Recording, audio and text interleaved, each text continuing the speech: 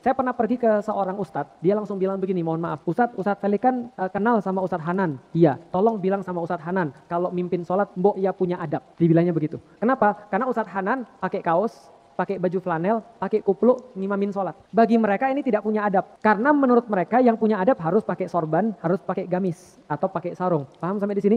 Saya coba untuk jelasin. Ustadz, mohon maaf, Ustadz Hanan itu dakwahnya ke anak-anak muda.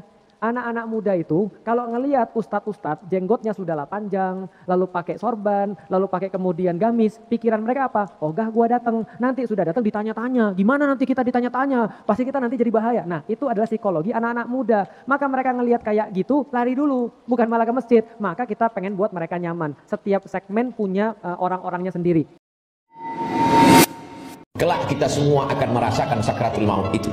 Bila ada orang yang sudah meninggal dunia, jangan terlalu habis air mata diteteskan untuk mereka, menangis sampai tak bertepi. Sesungguhnya engkau termasuk orang-orang yang mubazir. Menangislah karena usia yang lalu tak dapat diulang kembali. Menangislah karena masa-masa muda yang diisi dengan dosa tak dapat diminta ampunannya kepada Allah. Ainani, ada dua mata, la yamassuhuman nar, yang tidak akan terkena azab api neraka. Ainun bakat min khasyatillah, mata yang menangis karena takut kepada Allah.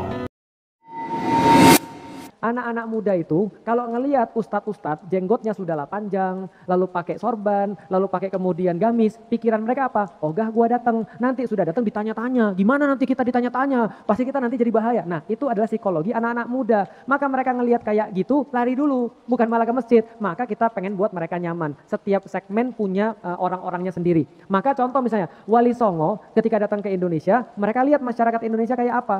Maka Wali Songo salah satunya Sunan Kalijogo itu pernah menyampaikan, berpakaianlah dengan pakaian syar'i dan kamu nyaman mengenakannya dan orang nyaman untuk melihatnya. Maka saya pengen ngasih tahu pada orang, baju itu yang penting syar'i. Karena kalau seandainya sorban menentukan keimanan, maka Abu Jahal itu beriman. Dan nafkahnya kepada anak dan istrinya sesuai dengan kelas orang yang punya Supra X. Jangan coba-coba naik ke kelas Avanza. SK digadaikan, beli Avanza, belum kelasnya Pak, menderita. Akhirnya uang gajian bulanan ditarik oleh Avanza. Uang sekolah anak morat marit, pinjam sana pinjam sini, dusta sana dusta sini. Sebagian orang akhirnya makan di rumahnya disempitkan, pres, hanya untuk Avanza. Itu pun naik Avanza nggak enak, jalan jauh sedikit, waduh bensinnya gimana ini, bensinnya gimana ini. Dapat berita mau naik harga bensin, bingung dia. Pesawat itu mungkin dibikin orang yang nggak sholat. Iya betul. Terus gimana dong? Nah, kursi itu mungkin dibikin orang yang nggak sholat. Iya betul. Nah, bagi orang yang tidak sholat itu, Allah nanti perlihatkan amalnya. Yang ciptakan listrik ini luar biasa amalnya. Iya. Saya bisa dakwah karena ada mic. Iya. Dan mic itu dari orang non-muslim yang ciptakan. Maka Allah nanti pamerkan. Ini kau punya amal.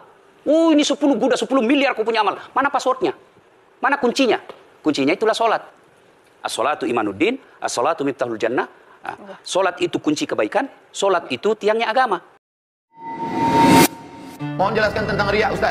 Apakah salah saya mengupdate kajian yang sedang saya hadiri di Instagram? Alhamdulillah banyak yang bertanya dan ada juga yang datang, tapi sebagian menganggap saya riya. Sementara ini beda-beda tipis. Betty, yuk pengajian yuk. Itu tak riya. Siapa yang datang ke pengajian maka pahalanya sekian. Itu tak riya. Marilah berzikir min Allah. Itu tak riya. Yang riya itu bagaimana? Alhamdulillah sudah 10.000 pagi ini. Kamu berapa? Orang dulu buka puasa Allahumma laka sumtu, dia enggak? Allahumma laka sumtu wa bika amantu. Itu tak betul. Jadi jangan gara-gara takut dituduh kawan riya akhirnya tak sholat berjamaah. Kenapa tak ke masjid? Takut saya riya Pak Ustaz. Ini tak betul. Luruskan niat, buat baik. Tetap update, ajak kawan yang baik. Jangan pacaran. Malam ini Ahad, malam Ahad, ayo pengajian anak muda kita Saturday night datang.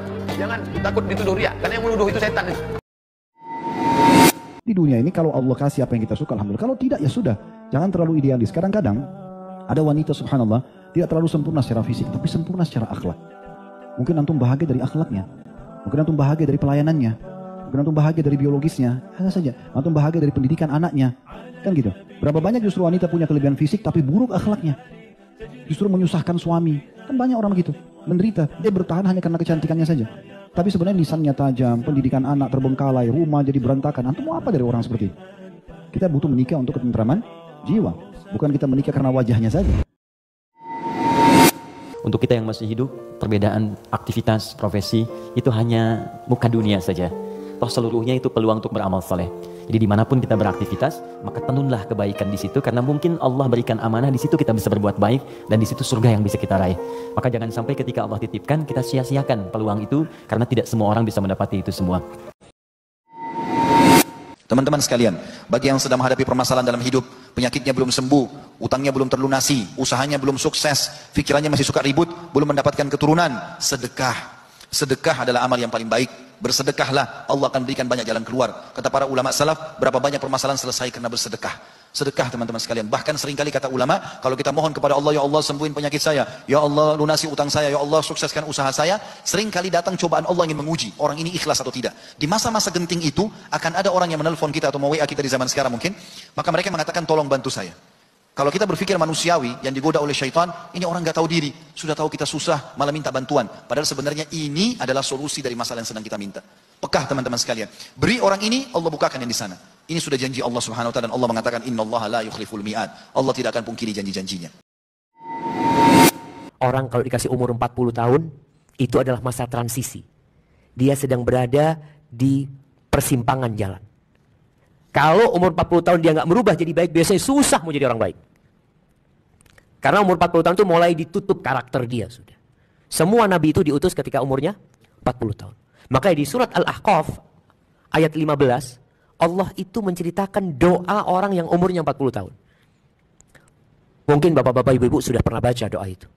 Di surat Al-Ahqaf ayat 15. Tidak boleh suara anak lebih keras suaranya daripada ibunya. Fikri, ya ma, itu etikanya. Fikri, ya ma. Itu tidak beradab itu. Ya, itu Al-Quran mengajarkan suara anak tidak boleh lebih keras dari suara ibumu. Nah, bagaimana sekolahmu hari ini? Alhamdulillah bunda, sehat, bahagia, di kelas tadi aman. Itu anak yang baik. Tidak boleh lebih keras dari suara ibu. Ajaran agama. Apalagi kalau kalian berjalan dengan orang tua, maka janganlah pernah kalian berjalan bersama orang tuamu kecuali berada di belakangnya. Itu adab. Tak boleh kita ada orang tua berdua, kita di depan orang tua tadi, malah kita lebih jauh. Karena bilang, tua orang tua aku bermalu karena lihat temanku. Kalau ada orang mengatakan, kau ikut Imam Syafi'i apa ikut Nabi? Imam Syafi'i itu gelarnya Nasirus Sunnah, penolong sunnah Nabi. Kalau tak ada Imam Syafi'i udah hilang sunnah Nabi. Tapi ada Imam Bukhari.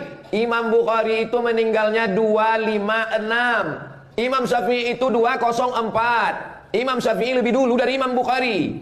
Imam Syafi'i punya murid namanya Imam Ahmad bin Hanbal, meninggal 241. Imam Ahmad bin Hanbal punya murid, itulah dia Imam Bukhari. Imam Bukhari berguru kepada Imam Ahmad bin Hanbal, Imam Ahmad bin Hanbal berguru kepada Imam Syafi'i, Imam Syafi'i berguru kepada Imam Malik bin Anas, Imam Malik bin Anas berguru kepada Abdullah bin Maslamah, Abdullah bin Maslamah mengambil riwayat dari Abu Zinad, Abu Zinad dari Al-A'raj, Al-A'raj dari Abu Hurairah dari Nabi Muhammad SAW. Bagaimana mungkin dia melawan Nabi?